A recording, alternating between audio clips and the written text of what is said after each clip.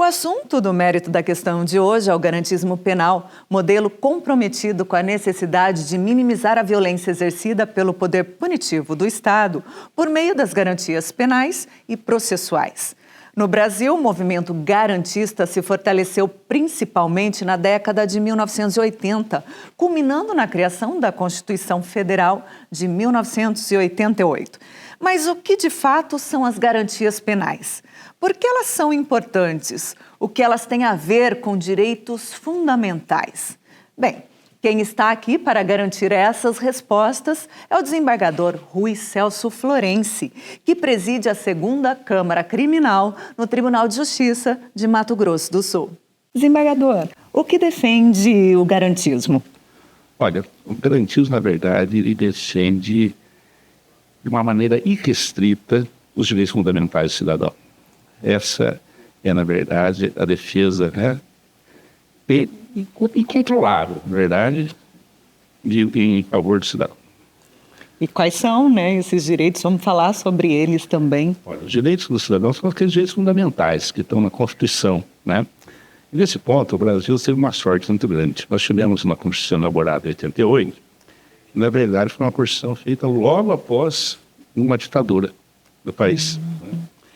Isso fez com que as pessoas naquela época estivessem ansiosas por garantir direitos. Então nós temos uma Constituição muito boa, uma Constituição que realmente trouxe direitos fundamentais claros, expressos, precisos, onde nós podemos nos espelhar. Diferentemente, fosse fazer uma Constituição hoje, com certeza, com esse radicalismo que nós estamos, uma parte ia garantir, outra parte ia desgarantir direitos.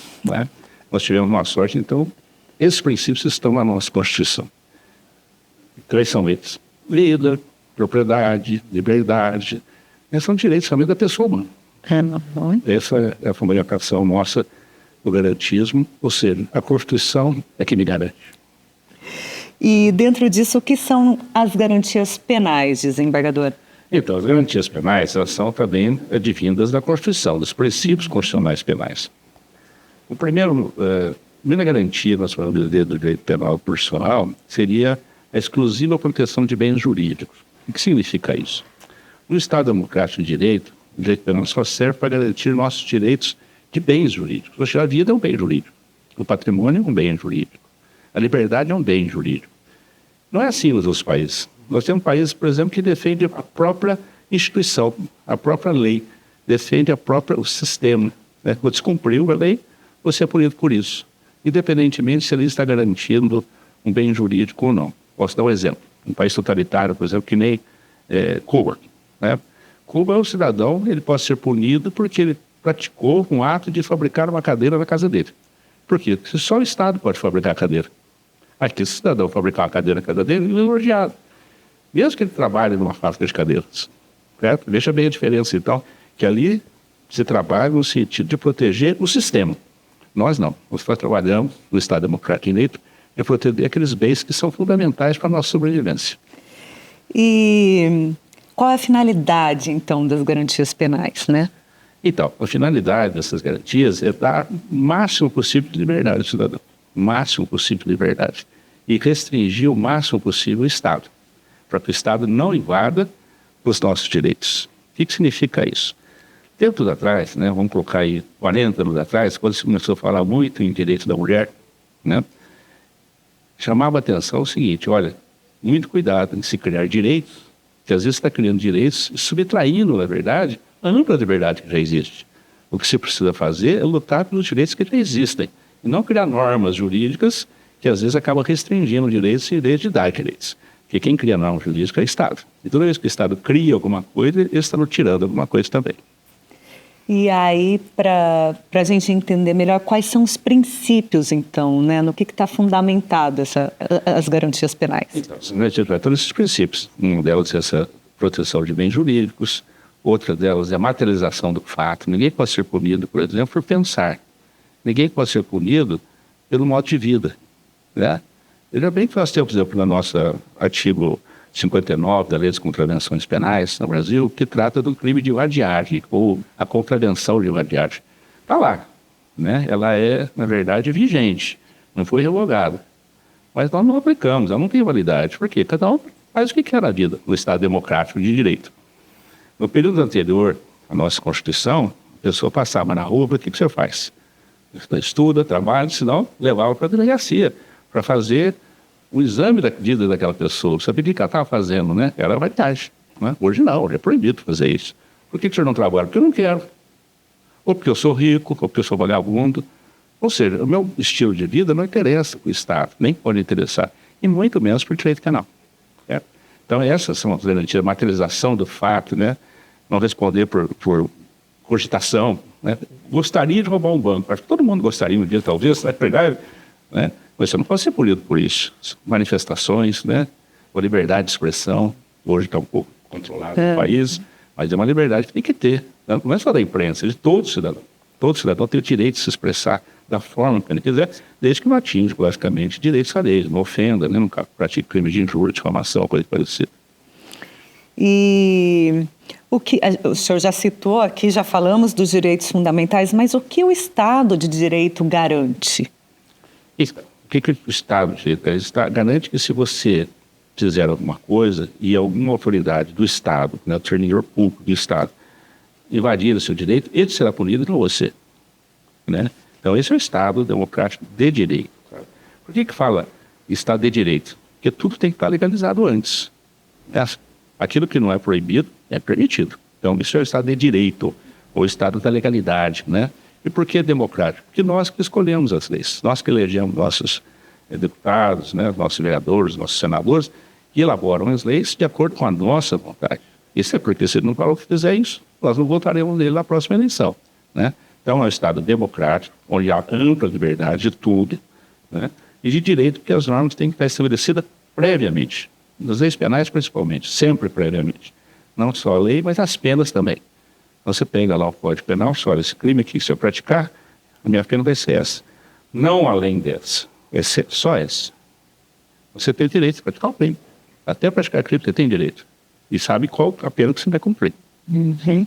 Isso se chama, então, Estado de Direito e democraticamente, porque você tem a liberdade de fazer ou não. Eu acho que os exemplos, como o senhor fez já no início desse bloco, é sempre muito bom, né? O Brasil é um Estado democrático de direito, coloca um país que não vive esse regime para a gente ter esse contraponto e as pessoas conhecerem o quão isso é importante, né? Importante. Realmente a pessoa, quando ela perde essa liberdade, né, ela sente a dificuldade ou a diferença que é viver no Estado democrático, que no Estado não democrático, ou no Estado que não é de direito, né? As pessoas são punidas, não sabem nem por quê, né? E nós tivemos isso no país já várias vezes. Mas o Brasil teve muito pouco tempo de democracia. Nós tivemos ditadura civil, ditadura militar, né? Várias vezes, inclusive, e democracia mesmo muito pouco, né? Nós estamos agora realmente vivendo. E como eu disse anteriormente, graças, inclusive, a uma Constituição muito boa. Nós temos, e estão lá estabelecidos todos os nossos direitos individuais, né? Imagina, por exemplo, o domicílio, né? Que hoje tão preservado, e em direito penal tem sido tão descumprido, né? A polícia entrando aí em domicílios para... invadindo, na verdade, dizendo que lá tem droga, quando não tem droga. Vejam bem, qual que é a proteção do domicílio se a polícia puder entrar em qualquer domicílio para te registrar se tem ou não droga, né? Você precisaria de uma certeza realmente que tem essa prova, né? Não simplesmente invadir, porque aparentemente você tem droga, né? E, infelizmente, o direito penal no Brasil, aproveitando o caso, né?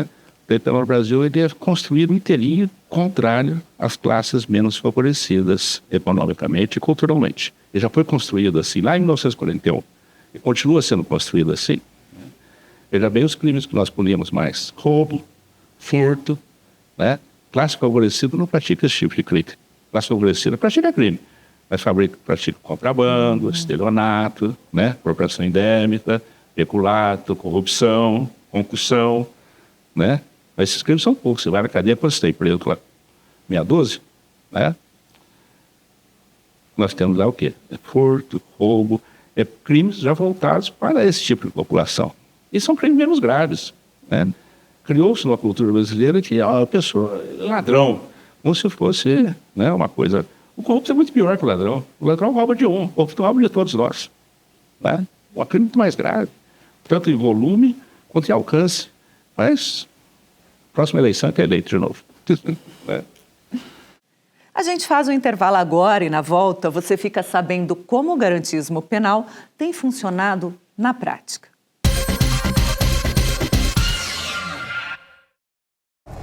Uma nova lei acaba de ser aprovada na Assembleia Legislativa. Essa é só uma parte do trabalho dos deputados e se expande por todo o Estado. A atuação da Assembleia está no negócio da Franciele, que abriu as portas graças aos incentivos fiscais e gerou empregos.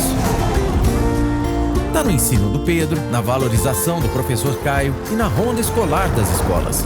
Está no bem-estar do Mariano, que não precisa viajar quilômetros para o seu tratamento. Também está na terra da Cleo, que produz com subsídios da agricultura familiar. Seja na defesa dos direitos de cada cidadão ou na proteção do meio ambiente, o trabalho da Assembleia está nas leis, na fiscalização dos recursos, nas políticas públicas que impulsionam o desenvolvimento de Mato Grosso do Sul e transformam a vida da nossa gente.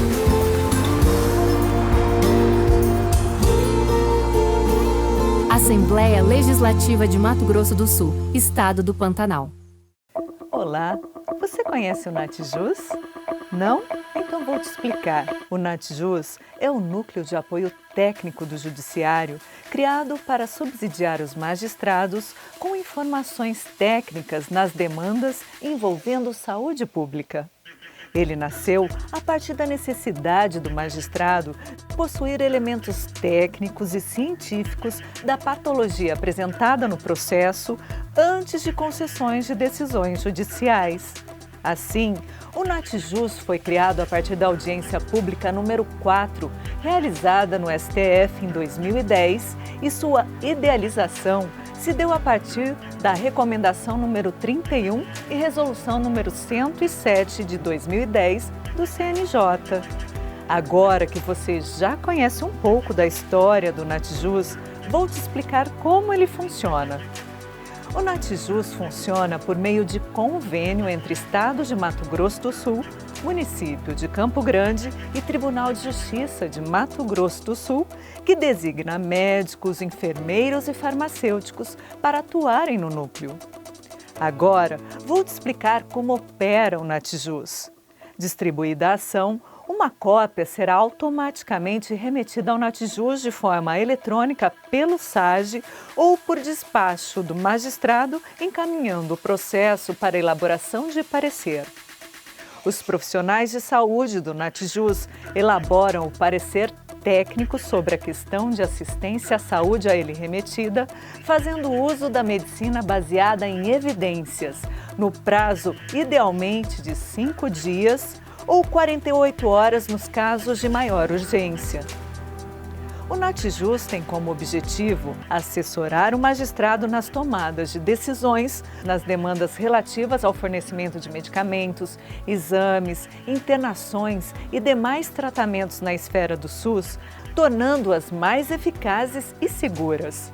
O Natjus desenvolve suas atividades de segunda a sexta-feira no horário de expediente do Judiciário, não atuando durante os plantões judiciais e tampouco no recesso forense. Nos plantões judiciais e no recesso forense, os magistrados devem utilizar o e-Natjus, criado pelo Conselho Nacional de Justiça e regulamentado pela Resolução número 479, de novembro de 2022. Nesses casos, o magistrado pode utilizar o banco de dados ou solicitar o parecer diretamente ao Sistema Nacional de Pareceres e Notas Técnicas nesse endereço eletrônico.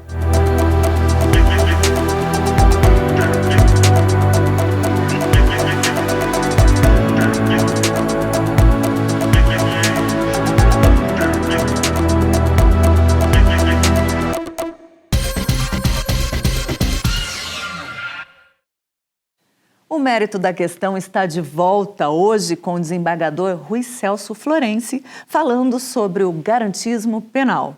Desembargador, quais as garantias constitucionais do processo penal? Olha, o processo penal ele tem garantias um pouco diferentes das garantias penais. O processo penal, a principal garantia é do juiz natural. Ou seja, você vai ser julgado por um juiz certo. Ou seja, se você cometer um crime em tal comarca, em tal cidade, vai ser julgado por aquele juiz. Certo? Se o prefeito cometer um crime, ele vai ser julgado por este tribunal, porque no estado do Mato Grosso. Se o governador praticar um crime, ele vai ser julgado pelo Superior Tribunal de Justiça. Mas é aquele tribunal, não é um juiz nomeado de última hora, um juiz de exceção feito para julgar. Isso é uma garantia muito grande. Outra garantia é a garantia da ampla defesa. Né? A pessoa tem direito de se defender da forma que ela quiser, do jeito que ela quiser, produzir as provas que ela quiser, logicamente, dentro daqueles contornos do processo penal, dentro dos prazos, dentro dos limites, mas da forma que ela quiser, do jeito que ela quiser. Se ela quiser falar, ela fala. Se ela quiser não falar, ela não fala. Tá? Então, direito de ter um advogado. Se ela não tiver um advogado, será nomeado defensor público. O Estado vai pagar, né, para que ela possa se defender. Então, são direitos. E o contraditório, porque o sistema nosso, garantista, é um sistema acusatório. Ou seja, só o Ministério Público, ou em alguns casos de crimes particulares, né, crimes contra a honra, por exemplo, mas só o Ministério Público pode acusar. O juiz não acusa, o juiz decide, e o juiz julga, né, sem qualquer tipo de posição de prova do juiz, nada disso. Embora, infelizmente, no Brasil, nós temos muitos juízes fazendo isso, mas erradamente. O sistema nosso é acusatório. Se o promotor falar, olha, eu peço absolvição, o juiz é obrigado a absolver na mesma hora. Embora muitos não entendam assim, mas esse é o garantismo, né? Porque sem acusação, não há processo. Se o promotor, no caso, o Ministério Público, retirou a acusação, o processo tem que terminar. Né? Não compete ao juiz julgar esse processo mais. A não ser que, logicamente, o juiz perceba que ali é uma fraude, né? O promotor ou errou, né? Ou realmente ele, né, estava corrompido, vamos colocar assim, né? Retirou para beneficiar alguém. Fora disso, o juiz é obrigado a aceitar, porque o sistema nosso é acusatório. O réu não precisa produzir prova nenhuma para provar que ele não praticou o crime. Quem tem que provar que ele praticou o crime é o Estado. Se o réu ficar passivo, não falar nada, o Estado não provou nada, ele vai ser absolvido. Ele não tem que ele ir atrás de prova, né? Embora ele possa, ele não precisa provar que eu não o fiz. Não. Eu vocês que provam que eu fiz. É bem diferente. Bem diferente. Isso é garantismo e realmente é o princípio constitucional processual penal. E a Constituição Federal, nós já falamos dela aqui, a de 1988, ela é garantista em sua essência e plenitude, né? Como é isso na prática?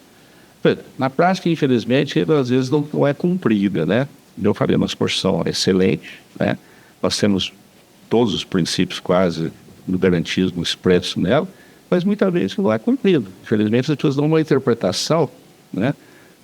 Olhando, na verdade, no retrovisor, né? Na verdade, olhando para trás, né? Em vez de olhar para frente, para trás. Começa a interpretar as leis, parece que com a Constituição antiga ainda, né? Por quê? Porque realmente, às vezes, estudaram, daqueles que trabalham com o sistema jurídico, né? Juízes, promotores, próprio advogado, delegado, o sistema todo, né? Eles trabalham com aquilo que eles aprenderam de uma Constituição anterior e esqueceram ou não perceberam que nós estamos num outro momento, outro mundo, né? Não é gostoso ser livre, fazer o que você quer, do jeito que você quer, da forma que você quer, né? E as pessoas não começam a querer interpretar. Veja bem, posso dar um exemplo? Agora, por exemplo, o Supremo, né, estabeleceu 40 gramas, né, da maconha, né? Não é que 40 ou isso, não é isso, né? Não é o montante. O Supremo fez isso para proteger, na verdade, os menores. Porque as pessoas eram pegas com 1 grama, 2 gramas, 3 gramas, sem ser traficante, e estavam sendo presos como traficante. Por quê? Porque eles estavam em determinado local. Que local que é esse? Onde ela mora. Porque vestia tal roupa, qual roupa é essa que ele pode comprar? Porque tem determinada cor. Que cor que é essa que ele nasceu? Então, na verdade, o Supremo fez essa negociação, na verdade, de trazer, né, uma interpretação da lei para proteger os menores, proteger realmente a classe mais fraca, mais oprimida. Mas não é isso que vai ser claro em consideração. Logicamente que é todo um conjunto e mais 40 gramas, pelo menos. Porque as pessoas estão sendo presas aí com 1, 2, com cigarrinho de maconha, pena de 5 anos de preso. Com uma interpretação assim. Como é que é essa interpretação? O traficante também trafica 1 grama. Ele vai lá, busca 1 grama e traz, vai lá, busca 1 grama e traz. Isso é para prejudicar a pessoa. Uma interpretação em malamparte, uma interpretação contra a pessoa. Para você fazer esse tipo de interpretação, você tem que ter prova disso. Ah, não é possível. Não, que é possível, mas tem que ter prova que ele está fazendo. Né? Você não pode interpretar contra as pessoas. A interpretação humana tem que ser sempre a favor do cidadão. Eu não posso pensar mal de você, eu tenho que conhecer. Não é verdade? Eu tenho que achar que você é uma pessoa honesta, só prova em contrário. Quem tem que fazer, ele sabe. Não é você que tem que me provar nada. Okay? Já é uma decisão, então, que vai ao reencontro dessa Constituição, né? Exatamente. Embora as pessoas não tenham interpretado assim. Estou dando um exemplo bem atual. As pessoas não têm interpretado. Está em voga, está sendo discutido, está mais fresco, né? Para buscar entender e compreender isso tudo. Tem sido possível controlar o delito com igualdade e segurança jurídica? A gente está puxando isso aqui já, né? A ideia realmente é...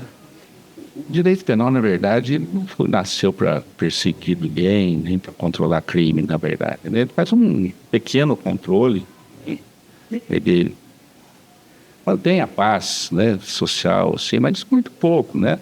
Não é essa a função do direito penal. A função do direito penal é outra, na verdade, né? É de mais de conscientização, é mostrar para as pessoas aquilo que elas não podem fazer, não devem fazer.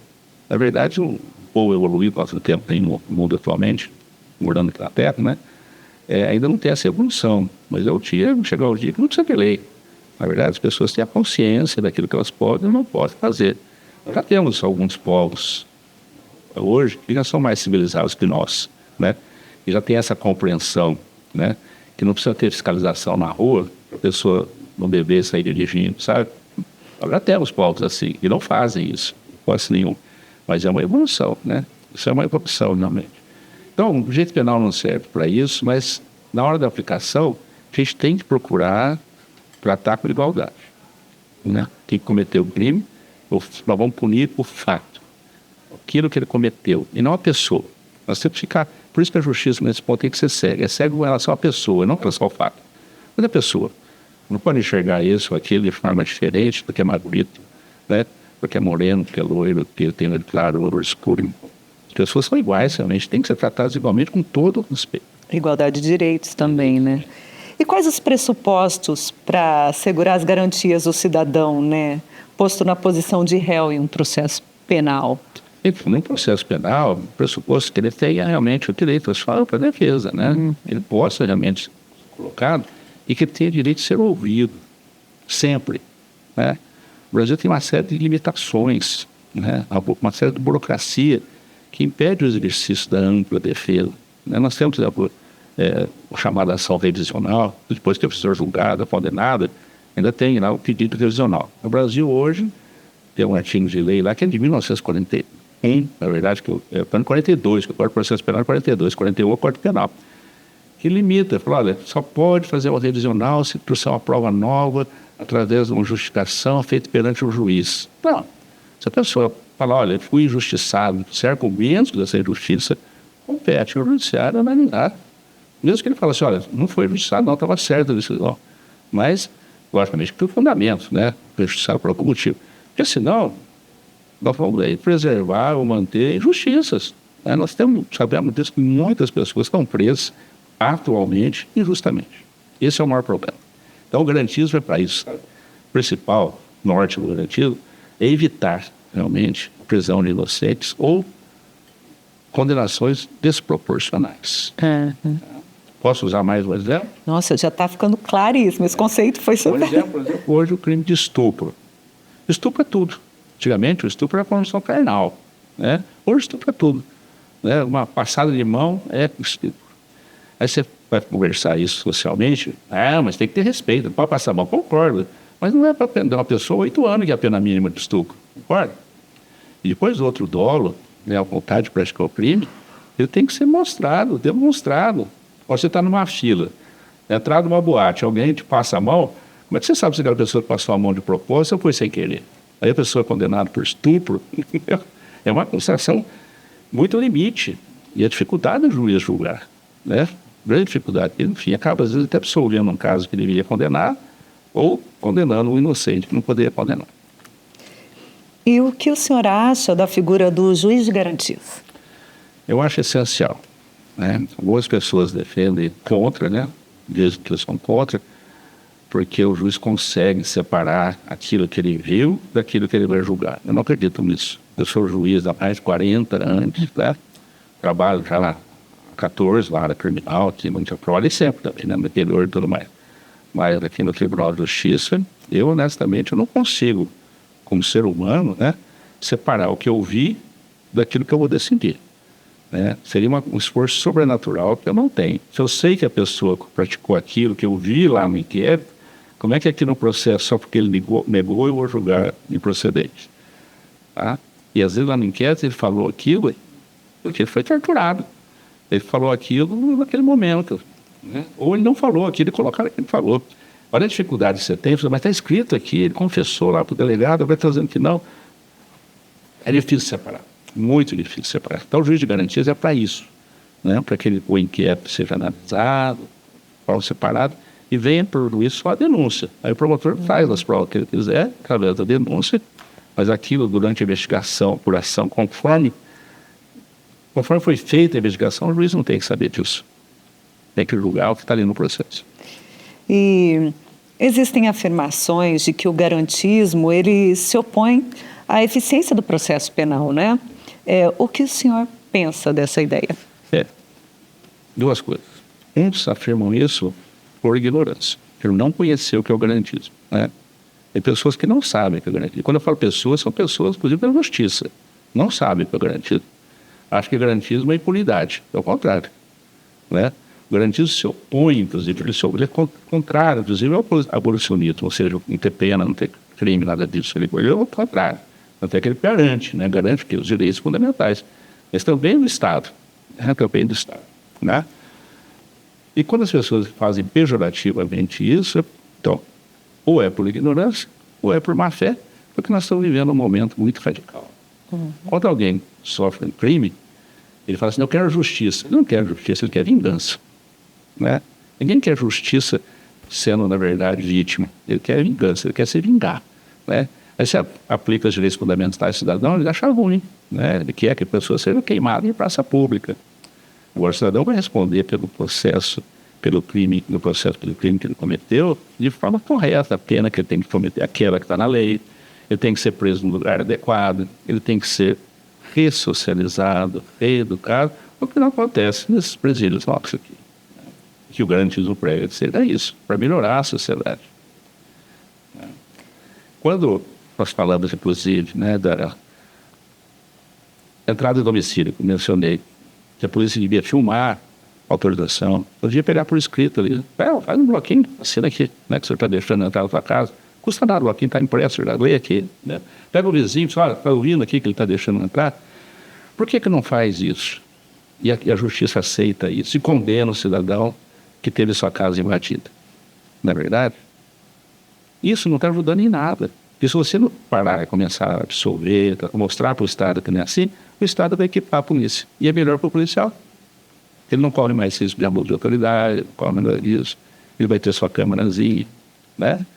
Quer dizer, na verdade, o que as pessoas pensam são muito imediatistas. Né? O garantismo, na verdade, a médio e longo prazo, ele melhora a estrutura do Estado em todos os sentidos. Prisões melhores, né? Pessoas que não vão ser reincidentes. Né? Nós temos mais de 80% das pessoas que vão presas são reincidentes depois. O que nós estamos fazendo? Jogando dinheiro fora. Um preso custa quase R$3.000 por mês aqui no Mato Grosso do Sul. Né? Então, veja bem, você gasta um dinheiro, a pessoa fica presa 5, 6 anos lá, com R$3.000 por mês, mas depois ela vai voltar e a mesma pessoa pior. Né? Pior. Isso é coisa de maluco, não é? É coisa de maluco. Acho que com isso a gente caminha aí para o fim desse programa com a seguinte pergunta, né, desembargador? Como equacionar, né, essa questão do garantismo, os seus princípios, os princípios da Constituição Federal de 1988, equacionar com a nossa realidade, quando isso vai ser possível, né? Mudança só pode ser educacional e cultural. Essa é a solução do país, né? Qualquer país que se quer ser desenvolvido, essa é a alteração. E nós temos países muito desenvolvidos já, né? Alguns exemplos que podemos ter, vou citar aqui, mas que nós poderíamos ter uma meta dessa, né? Parecida, pelo menos. Bom, que esse programa possa ter colaborado um pouco, né? Com essas explicações, com esses esclarecimentos. Gostaria de agradecer a presença do senhor no mérito da questão de hoje. Eu que agradeço o convite, viu? Espero realmente uma forma muito simples e procurei ser bastante didático, né? As pessoas possam entender realmente aquilo que foi dito. Muito obrigado, viu? O Mérito da Questão é uma produção do Tribunal de Justiça de Mato Grosso do Sul para apresentar a você ações, projetos, direitos e deveres. Episódios anteriores estão disponíveis no canal do TJMS no YouTube. Até o próximo programa.